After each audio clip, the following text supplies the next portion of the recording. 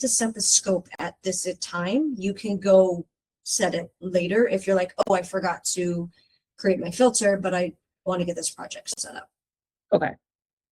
So then the scope is what is actually pulled into the project. So that's that filter of everything under And whatever SOW. Yep. And so I given that you're doing a one-to-one for companies, I would default to that Jira filter. Okay. Rather than using spaces, unless you know for an absolute fact that this space is literally going to have one SOW in it and that's it, then you can make yourself life a little bit easier, but ultimately you're going to use Jira filter and then you're going to go find that filter that you had created.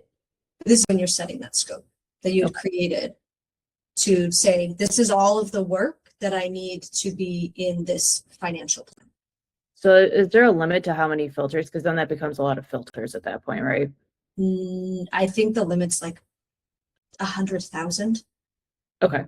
It's a very high number, like to the point where I'm like, there's not a limit. Atlassian just put in some guardrails, and I don't know if filters is one of them, but it's still like an astronomical amount. They put in a guardrail that's like, you can't have more than 200 statuses on a workflow. And I'm like, oh, okay. Like that's not a limit. That's insane.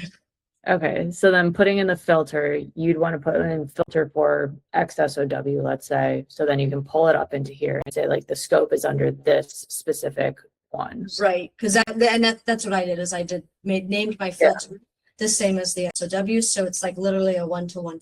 I know exactly what I am selecting. Perfect. And that's what's going to get pulled into it. I think we talked about this. You guys are leaning towards moving to like fixed price or monetary base for all of your projects. Because we did have a conversation about if it was time-based versus monetary based. You can see the burn down, but time-based will not give you the financial. So you need to do a monetary based one. Whether you actually put in budget or not, if you want financial tracking, where are we at on our budget? What's our burn down? Like, what does that look like? You have to do monetary based chart. So even if we do T&M, let's say, we can still use the estimate and say it's monetary based. We estimated X amount of hours at this point, put that in and we can track towards that. Yeah, they just have that conversion. Okay. I'm fine with that. Real quick, I know this looks like a lot. And if you'd rather just have me and my team help implement exactly what I'm showing you in this video, that is exactly what we do. We're currently opening up 4 more slots for our Jira strategy. We only run 4 of these per month. If you're interested, hit the first link in the description below.